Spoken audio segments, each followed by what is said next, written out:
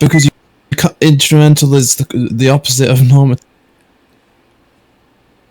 It's the is-ought gap. Like, I think so by they instrumental he completely... means something like attribute, like we attribute or something like that, maybe.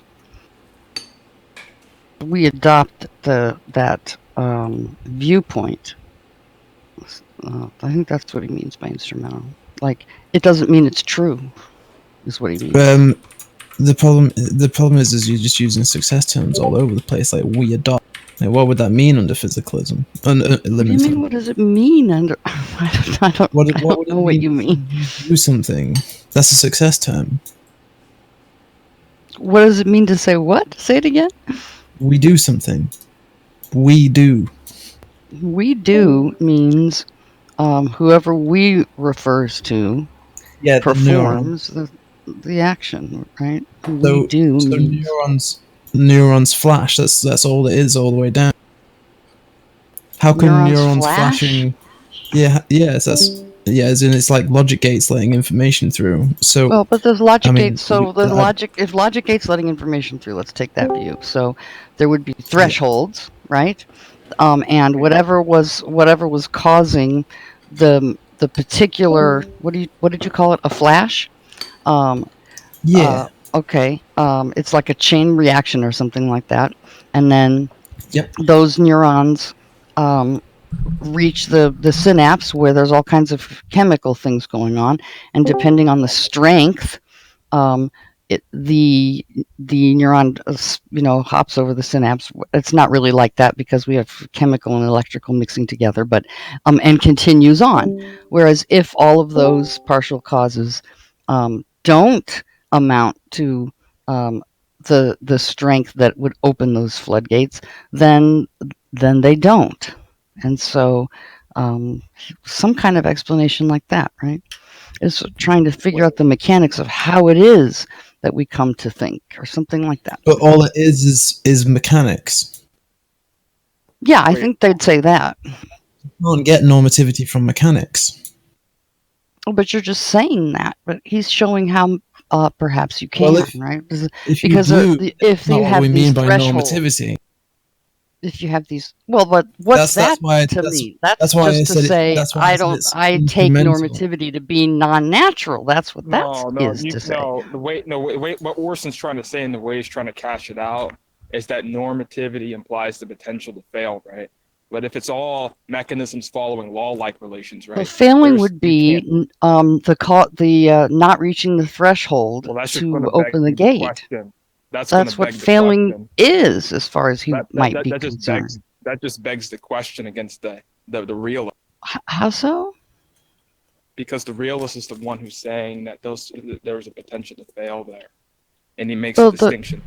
He could say there is a potential to fail there. It's going to depend on how much, the potassium and things like that, whether or not they've come to past the threshold. It's not begging a question. I don't think that's right.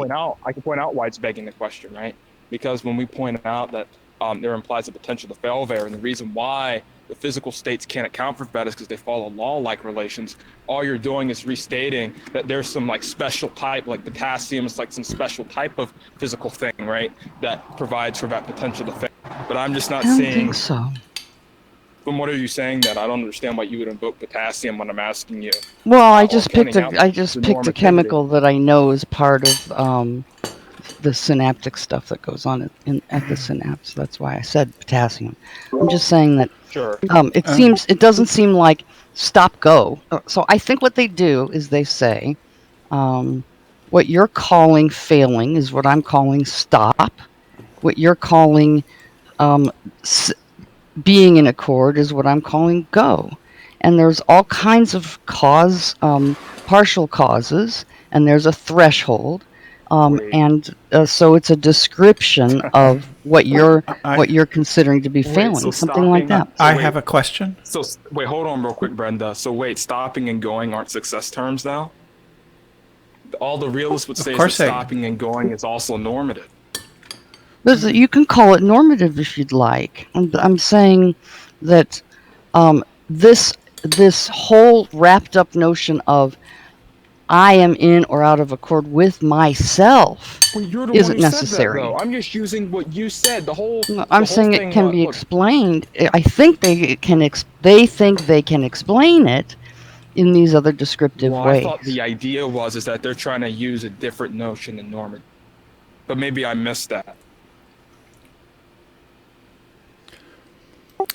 So Orson, if I hear, I thought Orson, I thought that they were trying to use a different notion. Like I said, I think they're trying to say that normativity is instrumental, which I think is a contradiction. No. Well, the instrumental stuff. Oh, go ahead, Brenda. Let me just. If I have a, okay, go ahead. Well, I was just going to say what they're talking about if they're using instrumental stuff is just sort of how we describe it or something like that. Oh, go ahead, Brenda. Well, if I have a computer, it can fail.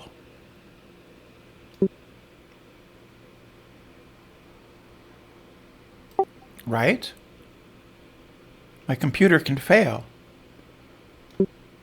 Yeah, Orson, I gotta go and do some stuff. You can handle Brenda, because I taught you how to handle this stuff. I gotta go. So if the computer doesn't work, we attribute failure to the computer. But it doesn't mean that the computer is out of accord with itself or something like that, I think is what they're saying. And we are like computers. Yeah. So I think they're saying something like that. Well, what they're saying is like the failure seems to depend on there being like some sort of like a aim or goal. And that's where the intention lies.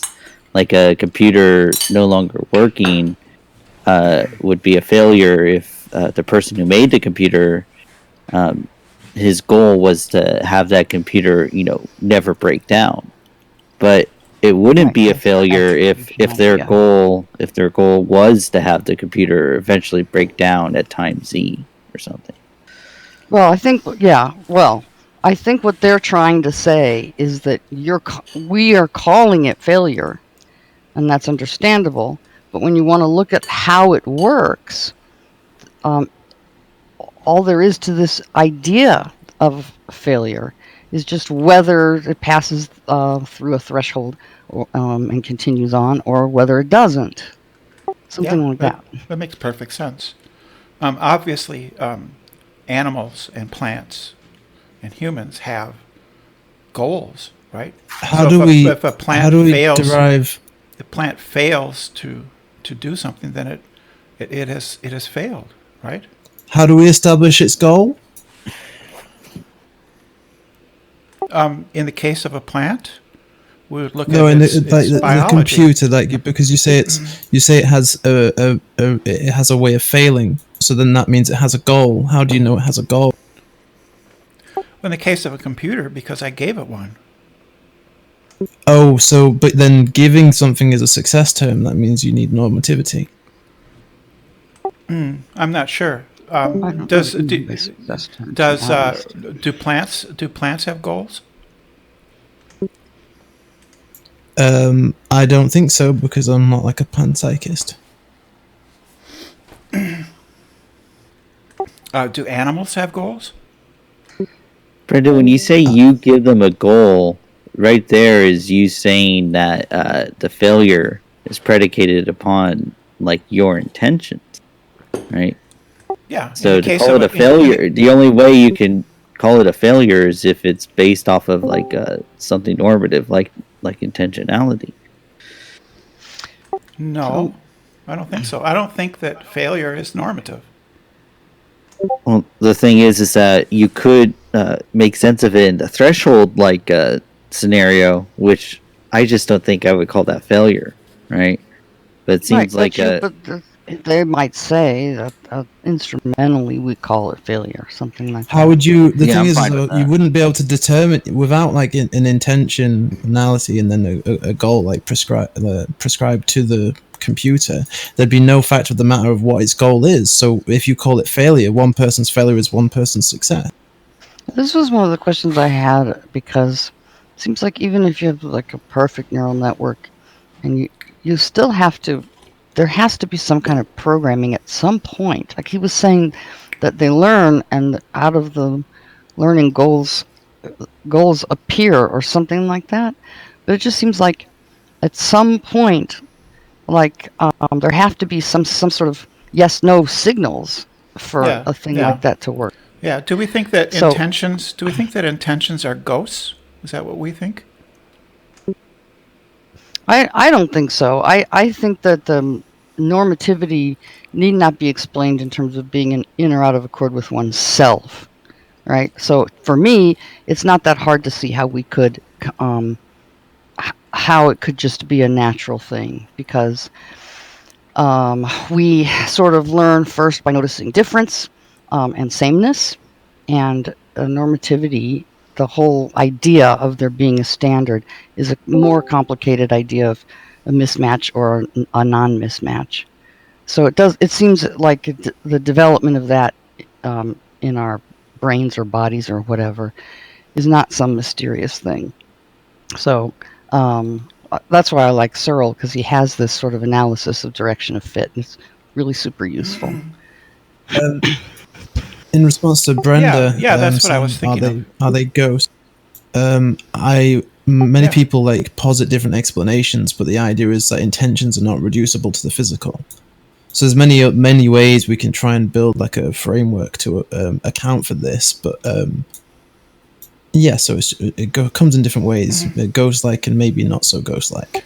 So when I die, do my intentions detach from me and then float off?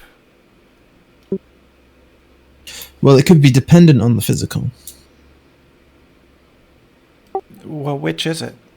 That sounds contradictory to me. Well, without the physical, intentions wouldn't exist. So there's supervenience, which is that these new properties, or if you want to call them properties, you might call them something else, supervene, which just means that you can't have the one without the other. But there's also there's an emergentist view, I think, too, which is kind of strange. But yeah, so he's describing a kind of supervenience where the one thing, the sort of one, the sui generis, I guess, depends on the physical. So no change in the mental without a change in the physical.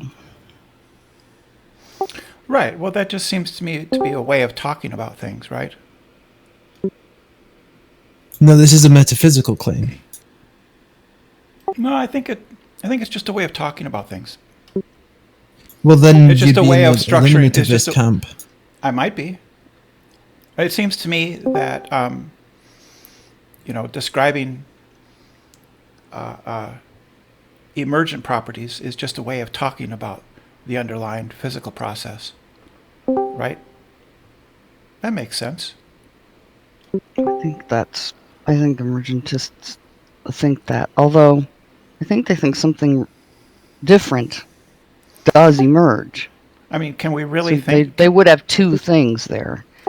Is there if there's a substance, is there a substance that gets created and then destroyed? Is that what happens? I don't know. I don't think so. When I think of the classic example is water wet is an emergent property of water, but you can call it supervenience, you can call it emergent or whatever it is. It's just a way of talking about the collective behavior of water from an individual molecular level, right? Right, but what we're saying is it's a point of view, right? So I think that's why I said right. If that's your belief, then you fall in relativism, because the intentionality cannot reduce to the physical in that. Well, I would say it's just a way of looking at the behavior of people, plants and animals. The behavior of neural networks. Is that right? Sure, something like that. Yeah. So unless you feel compelled to posit something more, then I would say you're in the eliminativist camp, and possibly. I think it's an untenable position. Well, I haven't heard of the feeder yet. Well, the idea is that you're a pea zombie in your own mind. Like, you believe that you're just a mechanism, Like Right. you only have dispositions, and so you wouldn't be able to like have a tenable account of morality, and you don't believe other minds exist. You don't even believe your mind exists. It's like a solipsis, but worse. How do you deal with Dennett's criticism of P-zombies? I haven't heard it.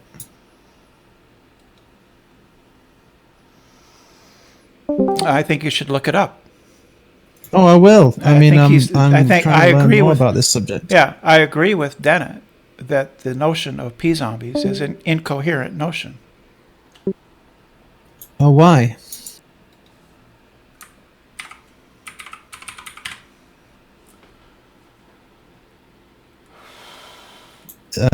Brenda?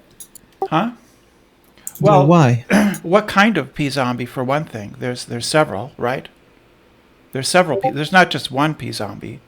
So we have to nail down what kind of P-zombie you believe in.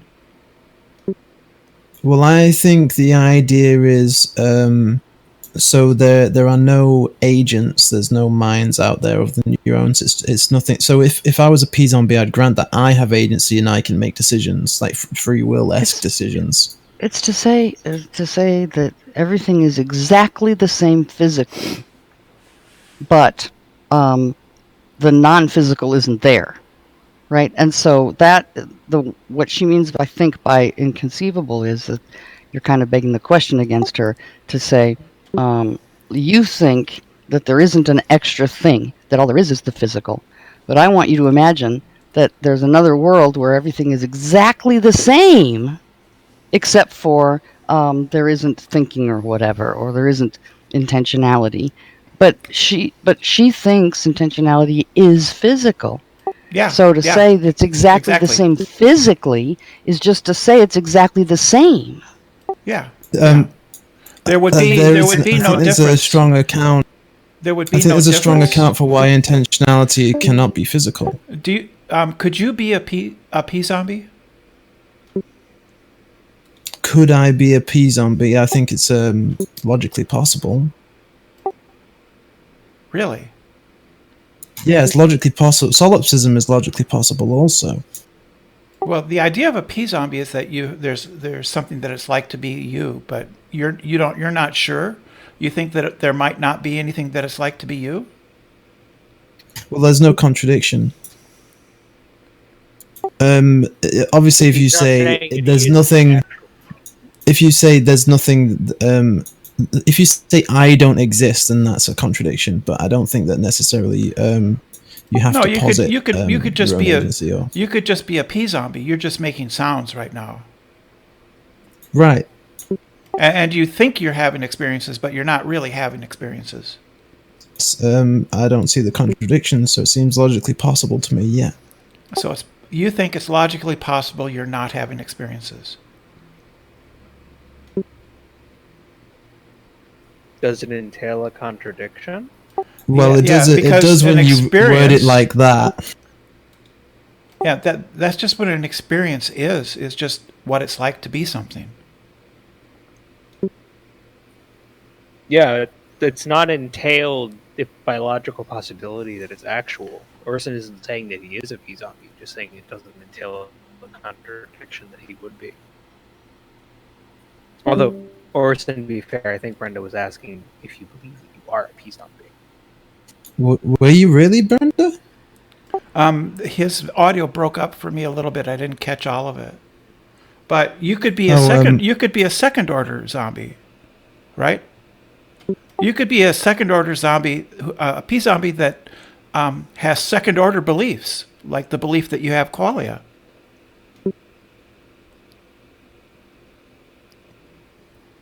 I don't know too much about second order beliefs. I thought they were beliefs about beliefs. Yeah, that's what belief of qualia are, right? Qualia are simply the experience of redness, right? And so you have qualia a belief. So you would have second order beliefs. You would believe that you experience red. I mean, presumably qualia are not beliefs. Sure they are. No. What are they? Most Experience. They're like properties. They're experiences. Well, no, they're not properties either. They're often experiences. taken to just be their own.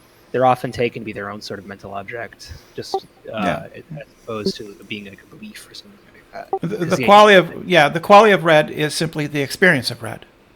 Yeah, quality doesn't carry any like propositional content. Oh, okay, right, and I thought beliefs need propositional content. The SCP literally says phenomenal properties. That's just it. Just means it's an experience. That's what phenomenal means. Yeah, that's what I said. Thank you. Yeah, right, so just talking to the other guy. Okay, so now that we kind of agree on second order beliefs and qualia as a belief or not a belief, would you like to rephrase your hypothetical of I could be a P-zombie in such way? So this is a part of where Dennett renders it incoherent is simply because you have because one of the natures of this is that you could yourself be a Zimbo, as he calls it, right? You could be a P-zombie with second order beliefs. And it's a sort of a absurd position to have. I agree with that. Might be. I haven't explored that one. I agree with Dennett that P-zombies are an incoherent philosophical concept. Well, if I have beliefs, then I think what's entailed is I'm not a P-zombie. I'm sorry, what? Yeah, if you had a belief, if he had beliefs, he wouldn't be a P-zombie. I think that's the idea. I think a Zimbo can have second order beliefs. Isn't that a Q zombie? It's just something that has intentional states but no quality. And if I have second order beliefs, I have a mind. So it's a different term, and then I don't think it's incoherent. Well, you just think that when you prick your finger, it hurts, but it doesn't actually hurt.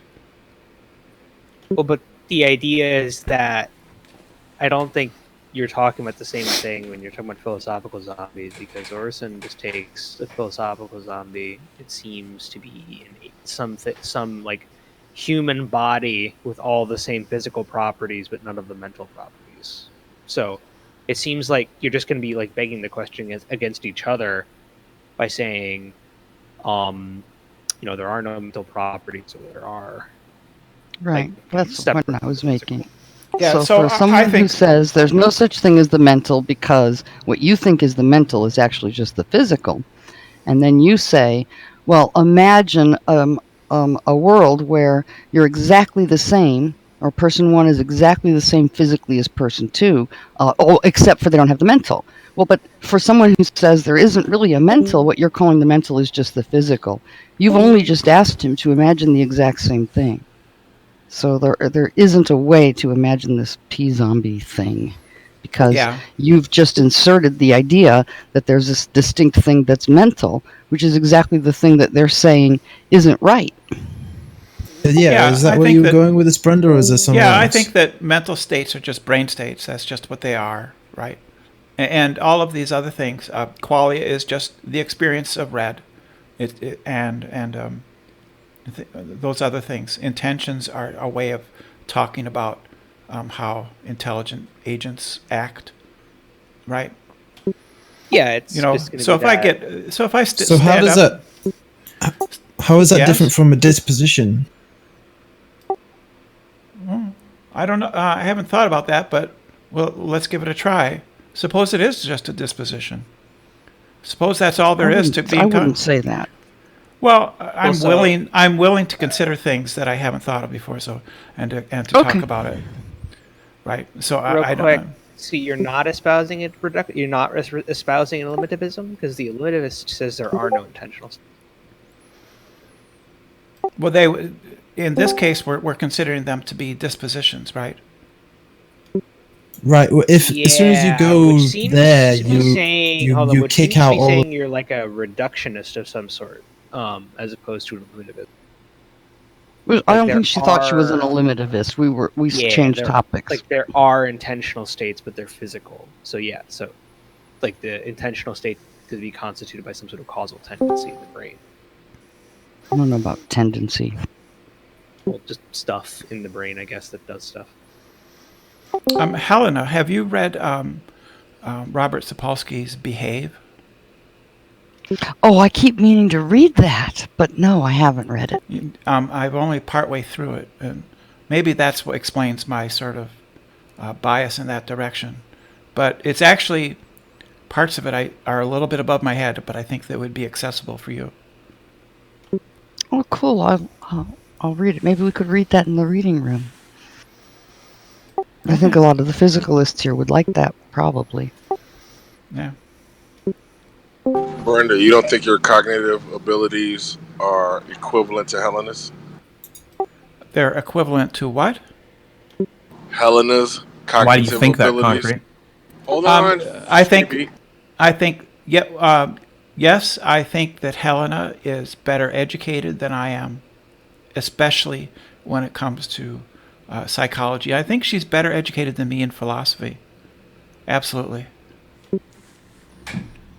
That being the case, do you think that if you took the time and worked through all of the prerequisite information, you couldn't get to her level of understanding with regards to the subject that you're talking about now? I think I could. Okay. Are you just being lazy? I am being lazy. I'm talking here on the internet on Discord when instead of studying. Yes, you're right. Yes, I'm being lazy. Or are you being expedient? She just said she thought I would like it. I don't know what that Brenda means. Brenda, you know I'm not like beating you up, right? Yes, I know that, Concrete. I do know that. Okay. Hellena doesn't seem to think so. Hellena, I'm not beating up on Brenda. You're just teasing. A little bit, I'm just working it through. Yes. Okay. We'll get to the hot sex afterwards, right, Concrete? No. Negatory. Got it. Anyway, please continue. So, for me, the only kind of thing that I can imagine the term disposition fitting is something like a reflex. So I wouldn't say that intentions reduce to dispositions. I wouldn't say that because we are unaware of reflexes. So there is a difference there, but that is all I can see worth taking this sort of old term disposition from science, I guess, and using it in philosophy of mind. But that to me doesn't mean all that much. There's a talk about reflexes, but I think it's probably better to say no. Intentional states aren't just dispositions, and by which I mean they're not reflexes. But under the eliminativist view, everything is a reflex. I thought we got off of eliminativism. Oh, okay. Well, Orson fell asleep. He's just waking up. I don't know the other branches of naturalism. I've not heard a convincing account for normativity. I think reductive physics is what Brenda is espousing, that I think that might be right.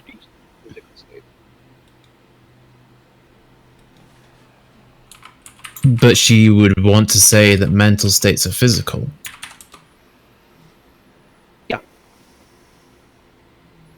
So how can you fail? Well, I think that if you're talking about normative, those are just conventions, right?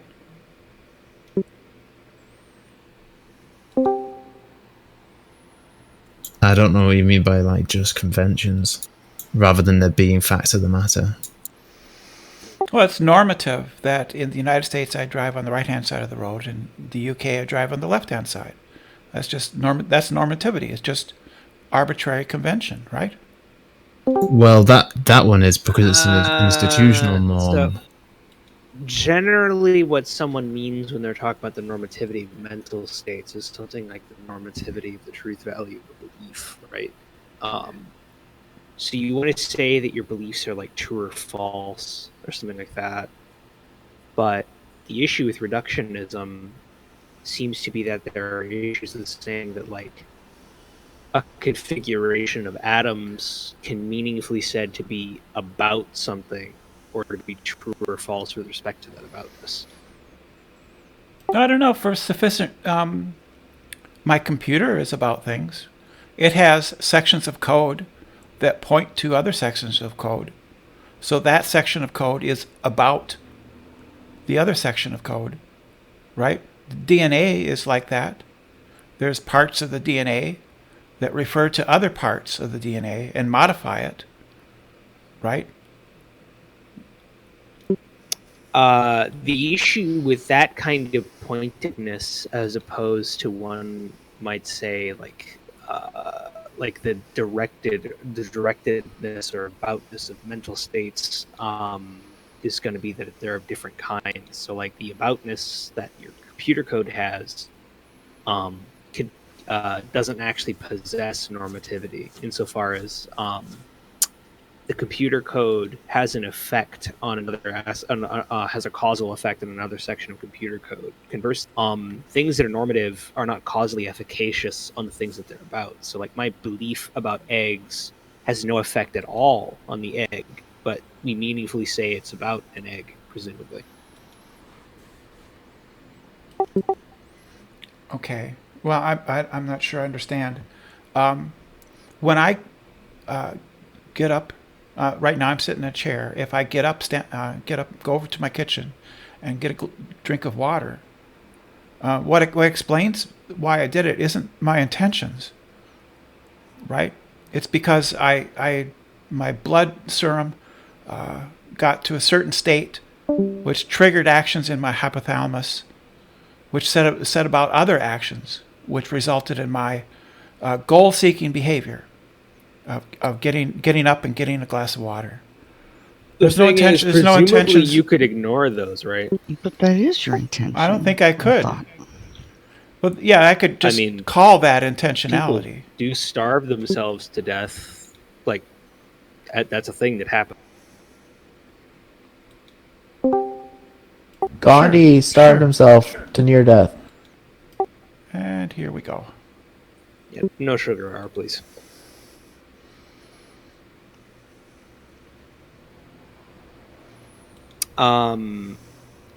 Essentially, I think what's going to be said is something along the lines of like,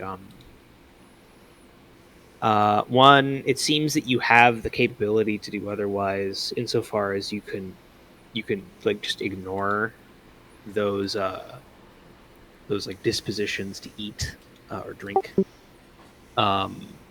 until they would become like so strong that they would just sort of happen automatically that you would eat or drink.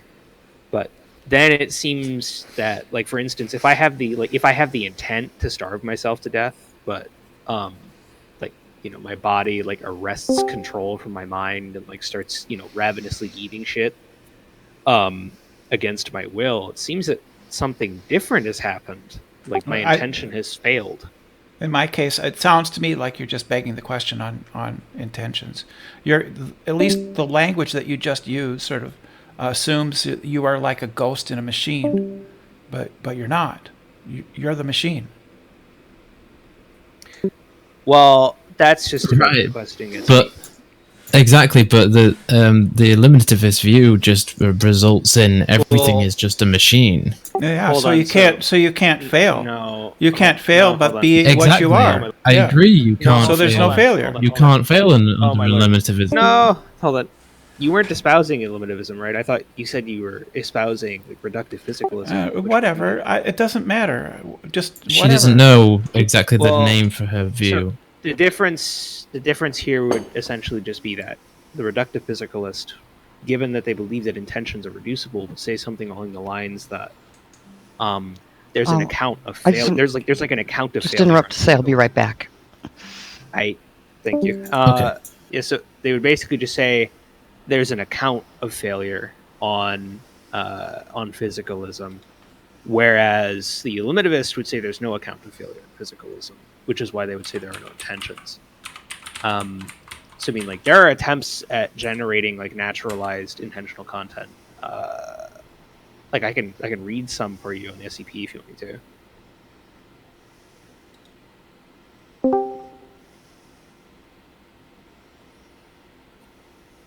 But it is generally taken to be the case that the burden on the reductionist that one can naturalize intentional context is unfulfilled.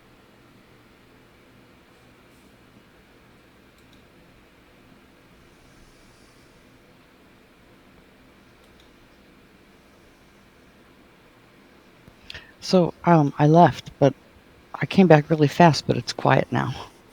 Yeah. Without you, we just withered. I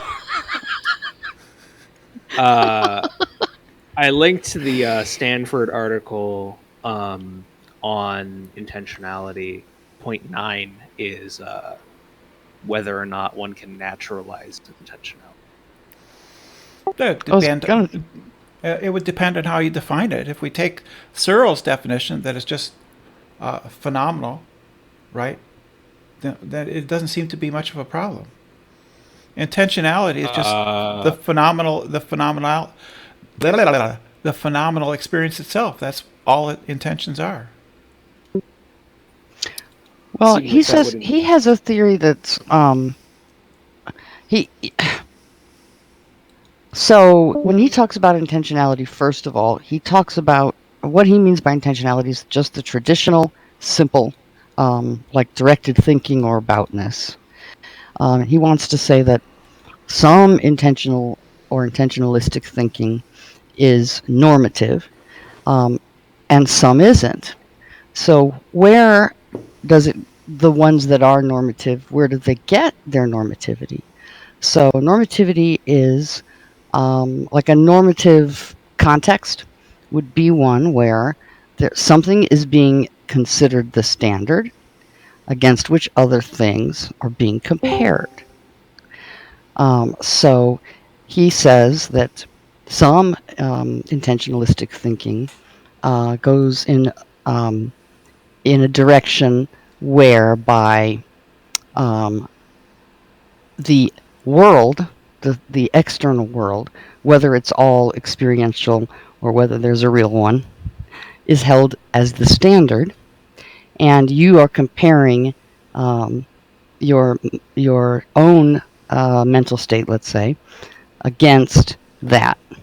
And some go the other direction, where you are considering yourself as the standard and comparing the world against it. So in terms of behaviors, one would lead you to like manipulate the world, and the other would lead you to amend your opinions. But not every intentional state has this normative dimension. So he doesn't say it's about being in or out of accord with yourself. He says it's about world to mind or mind to world. Is the idea to make the world match your mind? So you notice there's a mismatch there, and you're holding the world as the standard, and you are modifying your own mind such that it measures up or is in accord with or matches the world? Or is it the opposite, where you are manipulating the world such that it will match your mind? So a belief is one where you hold the world as the standard, and you compare your own opinions about it, I guess you could say, and that goes in that direction of fit, where you make the mind match the world, and a desire is where you want the world to match your mind. But some of them don't have this quality. The ones that don't are ones where there's already a presumed match. So you can have a thought about something and it not necessarily be a normative kind of thought, because already it's presumed that world and mind match. For example, when you're sorry that something happened. So that attitude, being sorry that something happened, there isn't a standard there, right? So it's a null direction of fit. It's still an intentional state, but it doesn't have this normative dimension. But it has normative dimension in the sense of like being sorry is a success term. What do you mean by a success term? You could fail to be sorry. Yeah, but I just said this is an understanding of intentionality and its normative dimension that doesn't involve being in or out of accord with yourself. It's about you being in or out of accord with world, or world being in or out of accord with you. How can you fail to be sorry? I don't see how. Yeah, I don't think it's possible. That assumes you had a goal to be sorry. So so he would say not every intentional state, just because it's an intentional state, therefore must have normative dimension. Some of them are null. Nonetheless, they're intentionalistic because your thoughts are being directed towards them. Like an example of being happy that the sun is shining. There's no standard going on in that expression, right? I have an attitude. I'm happy that the sun is shining. Nothing is being held as standard and other thing being compared to it, like in the case of I wish the sun were shining, right? And so this feeling of wishing the sun were shining, that's a normative dimension there. You're comparing your mind to the world, and you wish the world would change such that it matched, and that's a desire. So it has that direction of fit, and that's why, and we call those things desires. I understand the desire is to have the world match your mind, but what is the? Because you're talking about how it can be the other direction as well, and I don't understand. Belief goes the other way. Yeah, right? I can understand. The world is okay. Well, the classic example, the example Cyril gets is you have, say, a man and his wife gives him a shopping list, and he goes out shopping. And meanwhile, at the same time, a detective who is just detecting freelance, just to practice. And so he follows the man, and the man goes out to the. He has this list. It's bacon, beans, and butter, bacon, and beans is what he's supposed to get. But he goes to the store, they don't have bacon, so he gets ham. Right? He comes back. The detective's account is one where he is trying to match his list of what the guy did to get the groceries for his wife. That has to match what actually happened. Whereas the father who went out to get the groceries, he was trying to make the world match what he, it was the other way around. It's the direction of fit thing again. Right, Hellena? Searle uses this example. Yeah, he took that from Anscombe. It's interesting because in my work I actually have living, breathing people who make the grocery store mistake that she imagined.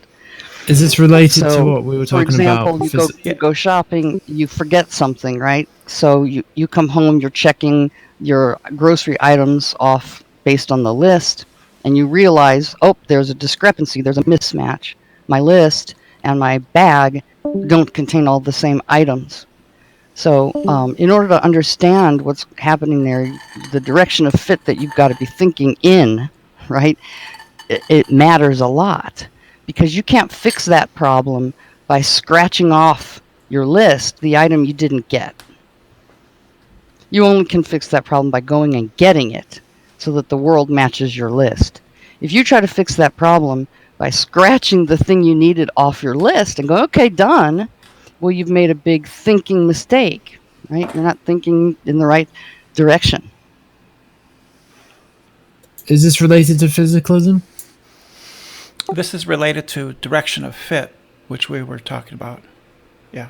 Well, for me, it seems like it's not some mysterious thing how that could have happened, and you can see it developing on an individual level, and it because all it really takes is this basic stuff that we have that even more primitive things have, which is detecting difference and detecting sameness. So it's a match to sample on a complicated scale. So it's a naturalistic. I don't know about physicalism. I think it's physical. No, it's not a naturalistic account if you say you intend to make them match. You're just saying that. I just told you how it could be, right? How it could develop. How it could develop just from instrumental. How are they? Like I agree, like the normativity of like the operation of taking two lists and making one match the other, like making the world match the list or making the list match the world. But the problem is the making, like the intention, the success term. You have to be the kind of animal that can notice difference, right? And that can notice sameness. But you don't need much more than that. Right, but then it's just dispositions. I don't think that's dispositional. It's not a reflex or an automatic behavior that I'm unaware of or anything like that. Oh, so if it's not automatic, I do think that there's something sophisticated animals have that maybe lower animals, if we're going to call them lower animals, don't have. But what that thing is the third person point of view, the ability to detach and watch yourself, which maybe is part of this awareness thing. That seems to be what you're pointing at when you're talking about the difference between the disposition and intention. So it becomes really hard to understand so if you're trying to steelman physicalism or the limitivist physicalism, we have to agree that you're trying to use all of your words instrumentally. Is that true? Do you agree to that? No, I don't know about eliminativists. Maybe they do. I don't know. Maybe they think all the words have to be instrumental.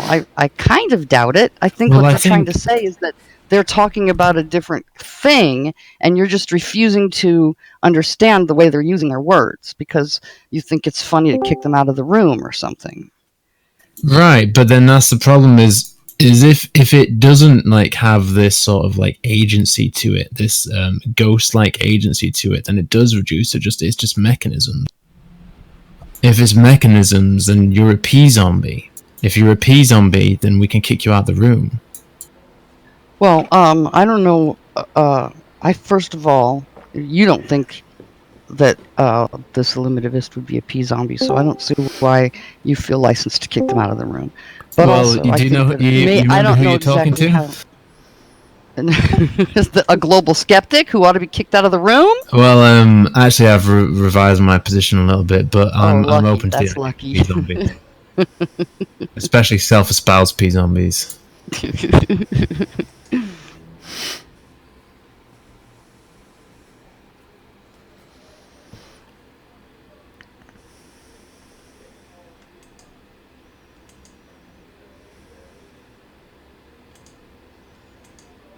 So what I think is, and I think this harks on to like how Darth behaves, is if we have like experience like in our qualia and we have like this agency which is like it seems magic, like it begs an account, and there's a few views for it. So I feel like obviously you can go the Darth route and say there's like a foundation.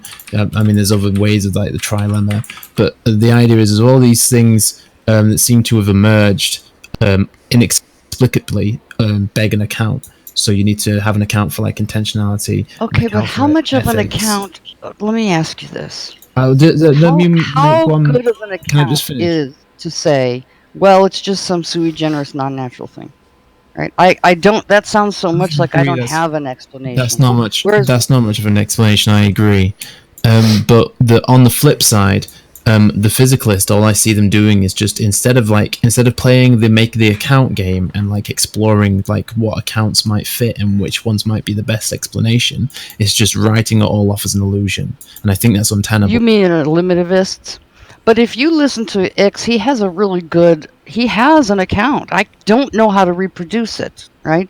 But I don't know about those computers and machineries and things as like he does. But it's not true that he doesn't have an account or that he doesn't take it seriously, that he hand waves it away or anything like that. As far as I know, it seems a lot less like hand waving than I don't understand it, so it must be a sui generis, separate kind of thing. Well, I don't know what sui generis is, but I think there's plenty in a class of its own. In a class of its own, unlike any other thing. Yeah. It just is. What's wrong with that? Because it's not much of an account. No, you can. I mean, that might not be the only way, like part of the account. That might be one of the properties. Like, it's not as good. There's many things that are sui generis in that sense. It's bad of you, I think, to not take the other side seriously to the point where you're just making all these like claims that are crazy, like they ought to be kicked out of the room and stuff. It just seems like you're not even caring to listen. Like we should get him in here. He has an account. He does take it seriously. He doesn't hand wave, right? He takes it all the way down to like a single electron moving, right? He's got an account. It's false that he doesn't have one. From what I've heard, he completely signs off on kicking normativity out the window. Have you heard it? I think we have one somewhere. Yes? You have? Yeah. That's the whole Jack tried to pin him on an argument which follows that like he has a belief, and then it's like he believes that in eliminativism, which is a contradiction, and what he believes by belief. Do you understand it? He says what I mean by belief is this thing, and then he talks about the different layers and all that stuff.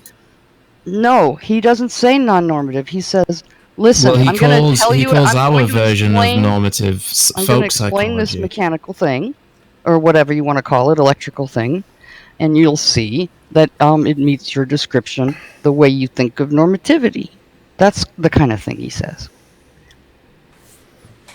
Wait, what does he say? He doesn't say there's no such thing. He says what you are thinking is normativity is explained like this, right? This is how it works. He says it's like folk psychology. Like we use normativity to like without normativity we wouldn't understand like the fact of the matter. Like stuff like intelligibility becomes really difficult under physicalism in this way. You are insisting that that physicalists have to say, we are rocks or something crazy like that. You're not really understanding the points that they're trying to make. It seems to me. Well, the eliminativist you're the one doing does. the hand waving, right? It seems like you're hand waving. You sound a bit like that's debate tactics. You sound a bit like the eliminativist does, but you might say that X is not an eliminativist, but what I've seen from him fits that description. Okay, so maybe he is one, but it's false that he doesn't have an account. He has a way. We need to find. I think someone recorded it, right? Well, he has a way to explain all of these things you're complaining about, compared to your way, which is just to say, well, it's a sui generis non-natural property, right? Which just doesn't seem nearly as taking it seriously as the way he does. If you have that recording, I'd like a link to it. I think I'm going to try to find it. Because are you talking about the one really with? Neat the way he explained neural networks and things. Are you talking about the one? And he did give an account of what he would say what you call normativity. He has an account for it. Are you talking I'm not sure about? that he doesn't. I don't even know if my mic's working. I'm about to leave. I don't. Is this the one with Danny and Jack, or the 3-hour one on Chum's channel? Don't remember. Yeah, I think it is. I'm pretty sure. Why do you think that the eliminativist has to throw away normativity? I don't understand that. Like why can't the Why can't they just say that your beliefs can match or not match the world? Well, what does belief mean? It's just a representation of the world. Well, that doesn't mean. Well, like it's like if a T-Rex steps on the ground, right? It leaves a footprint that is the shape of its foot. That's all physical, but it's an accurate. Yeah.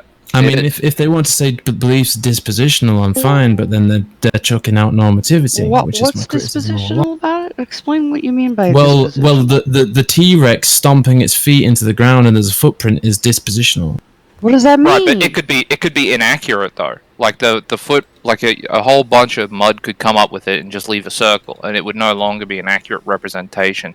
What does it mean? It's dispositional for him to stomp his foot. Like, well, okay, it's not. So we're not talking about the agency of the T-Rex here. We're talking about a foot of the T-Rex like landing, and there's an imprint like left behind.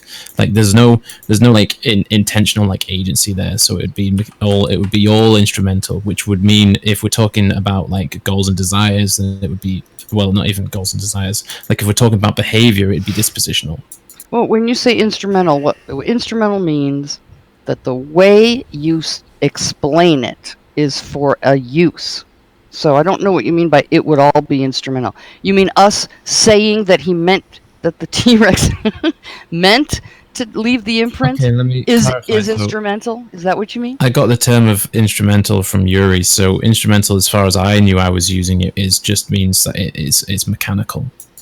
No, it means it's functioning as an instrument in explanation, right? You're not saying anything about the truth of the matter, right? It's just an instrumental depiction for some additional purpose. Sorry, I didn't hear you. Can you say that again? Did you hear what I said about it being just mechanical? I did. You said that you thought instrumental just meant mechanical. Yeah. No, I don't think that's what it means. Okay, then so I'll just start saying mechanical for the sake of this debate until I find out more about it. Okay, that's fine. I still don't understand what. You're saying that the belief is mechanical or whatever, but it could still be normative. If it's mechanical, then it's not a belief. Normative is mechanical. You're just insisting on that. You're just begging the question and saying if you don't mean belief the way I do, then you can't have the belief. Okay, then what does it mean? It's just a representation of reality that could be right or wrong, whether it's mechanical or not. What does right or wrong mean? That's normative, though. Well, look, you could have error bars where you say it's this close to reality or this close. So I'm not saying saying is normative. So what does saying mean? How is saying normative? No. So it's success. Oh, my Lord. What do you mean? Success. It's truth or falsity is going to be. What is going to be normative. Wait. I don't know what do you mean? Is doing. Please it's stop. A success. Okay, all right. You can fail to say it. That's not the. Oh my God. It's true. You can form the intention to say something, and then you can blow up. Yeah, that doesn't matter. When I say what I'm saying, I mean the meaning that I'm conveying. So if you don't mean something normative, then I don't know what you mean. Well, so you don't know what you don't think an utterance. Go ahead. Here's one, for instance, Orson. Do you think meaning is normative? Yes. How can you fail to mean? I'm tired. Like I haven't thought about it. Get fucked, Orson. Okay, great. Meaning is generally meaning, at least in this community, is generally taken to be non-normative. I have a paper on it. Okay. I usually think that meaning comes from the referent, and I've had that idea for a while. But I'm almost falling asleep right now. I'm sorry for making that mistake. It's okay. Yeah. Yeah. I just don't. If people are using all this normative language, but they're saying it's dispositional, then okay, I'm the one with the begging. That's not a good representation of what just happened here. Oh, okay, but the problem is so I've got this understanding of all these words, and they have like this normative notion in it. How is the physicalist going to communicate to me what he means by any of this? Well, I gave you an account, and you just ignored me. Yeah, but the thing is, as you said, I didn't ignore you. I just said that if I understand that there can be a mechanism that lines up two lists, but if you say something like tries to do it or wants to do it, then it's normative. And if you say that that's not normative in my notion, then I don't know what you mean. I'm not denying normativity. I'm just saying that there's no reason to think it's spooky. It can happen from the simplest thing, and you can see development of it happening from the simplest Orson. thing. It's just a natural process, right? That's all I think. Orson, could you say you're walking on the streets, or no, you're walking out in a field and it's a little bit foggy out, and in front of you, out in the fog, you see a figure. You think it's a dog, but it's actually a fox. I'm too tired to go along with complicated hypotheticals. Right. So you failed to identify the fox. You identified it as a dog. You mistook it. That's how it could fail.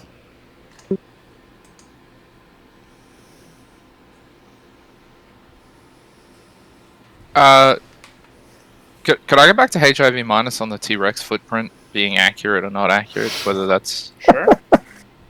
So what if